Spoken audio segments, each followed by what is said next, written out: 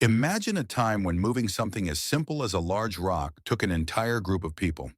Thousands of years ago, in the ancient lands of Mesopotamia, humans faced this challenge every single day. Then came an idea that would change the course of history forever: the wheel. At first, people discovered that rolling objects on logs made transportation easier. But logs were uneven and hard to control. So they thought, what if we shaped the wood into a perfect circle? Slowly, they carved out wooden discs and attached them to axles. And just like that, the first wheel was born around 3500 BCE. With this simple yet revolutionary invention, humans could transport goods faster, travel greater distances, and build civilizations. The wheel wasn't just an invention, it was the beginning of progress, paving the way for everything from carts and chariots to modern cars and airplanes.